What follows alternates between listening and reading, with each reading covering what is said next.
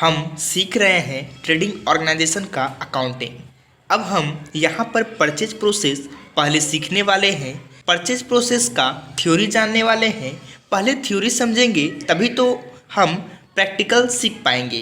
तो purchase process होता क्या है, कैसे होता है ट्रेडिंग ऑर्गेनाइजेशन के अंदर। यहाँ पर परचेज प्रोसेस बहुत इम्पॉर्टेंट होता है और सबसे पहले इम्पॉर्टेंट होता है कि परचेज ऑर्डर करना। परचेज ऑर्डर क्या होता है इसके बारे में हम डिटेल में जानेंगे।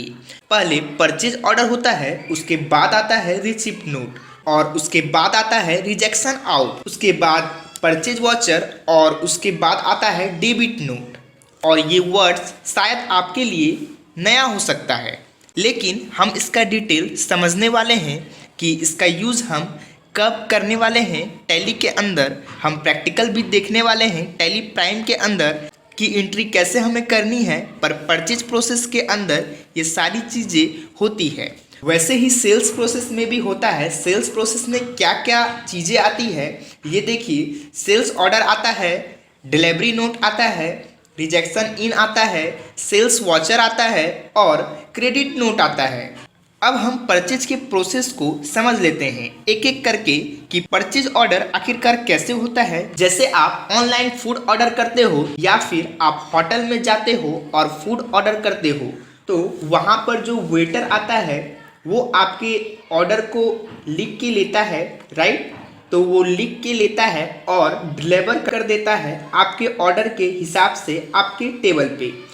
वैसे ही आपको क्या करना है कि आपको बहुत सारे गुड्स ऑर्डर करना होता है किसी पार्टी को।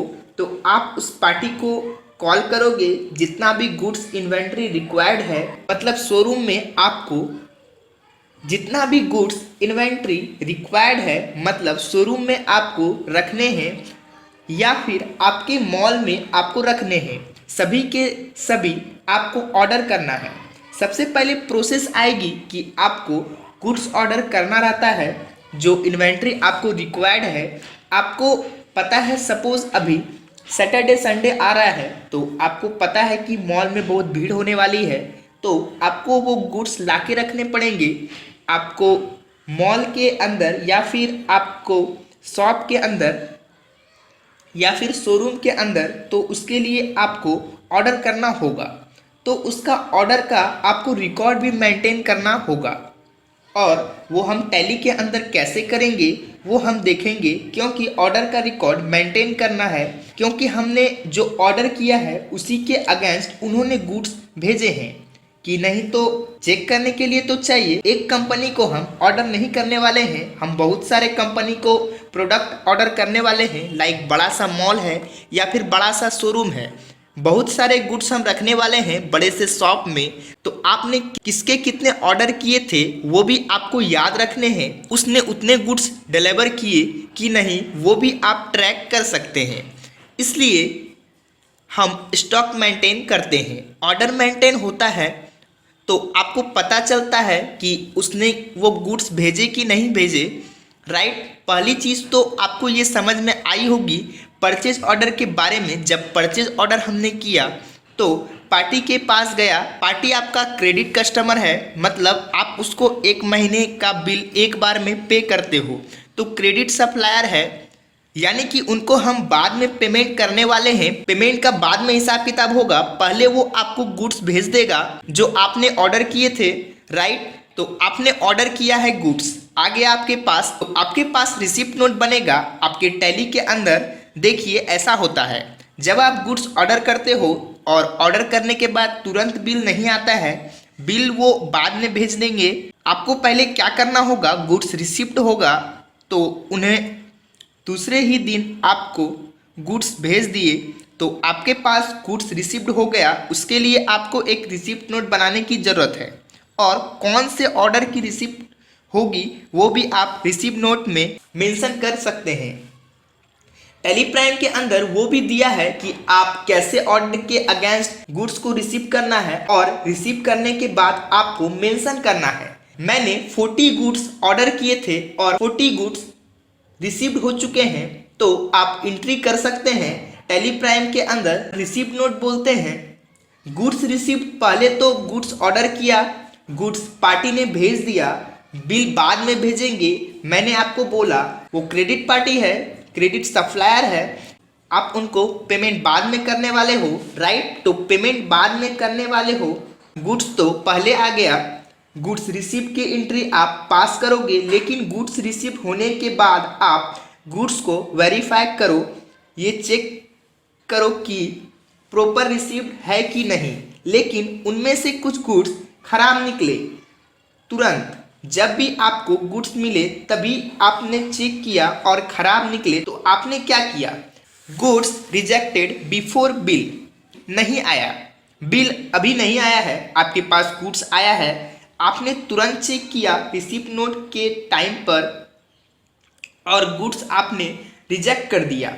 और जब आप गुड्स रिजेक्ट कर दिए बिल बनाने से पहले तो उसे रिजेक्शन आउट बोला जाता है।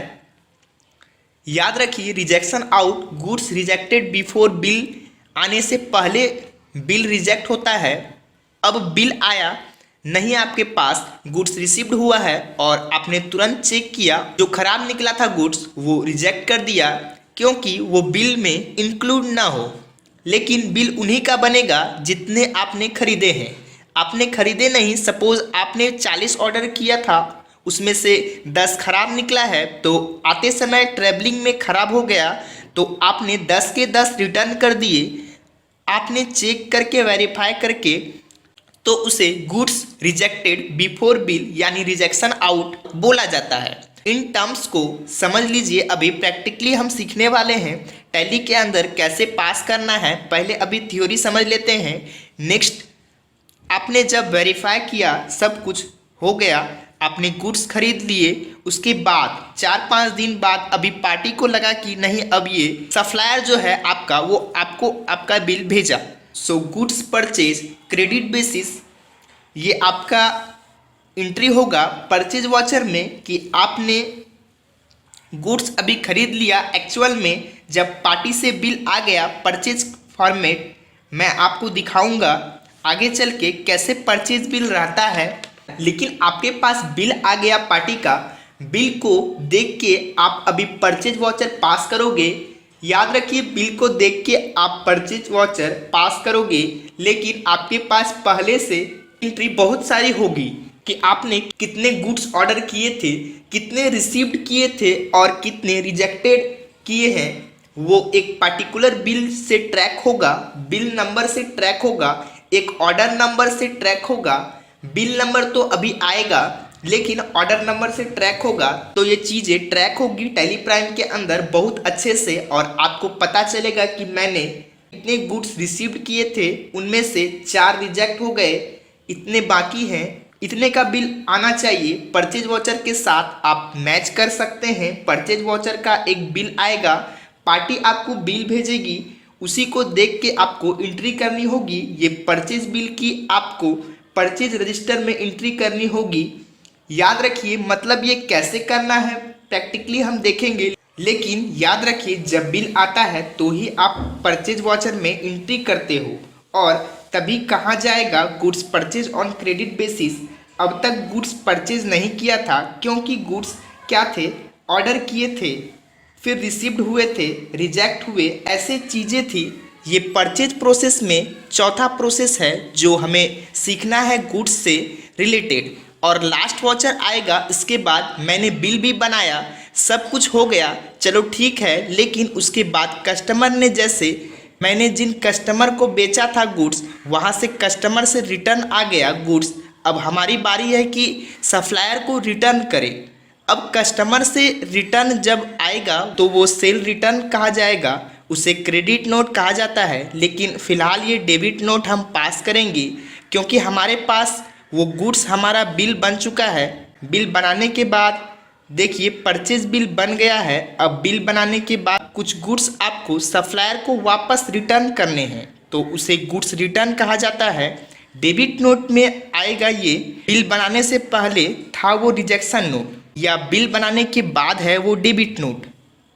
सिंपल वर्ड यहाँ पे याद रखना है, और शॉर्टकट की भी आपके सामने यहाँ पर मैंने दी है, तो आपको ये कॉन्सेप्ट यहाँ पर क्लियर हो चुका होगा। परचेज प्रोसेस का प्रैक्टिकल हम देखेंगे नेक्स्ट पार्ट में, जिसमें प्रैक्टिकल हम सीखेंगे कि ये सारे डेबिट नोट या परचेज वॉचर या रिजेक्शन आउट या रिसिप्ट नोट या परचेज ऑर्डर कैसे प्रैक्टिकली हम टैली प्राइम के अंदर हम पास करेंगे। प्रैक्टिकल तो ज़रूरी है, थ्योरेटिकल मैंने ये सारी चीज़ें एक्सप्लेन की। Thank you for watching this part.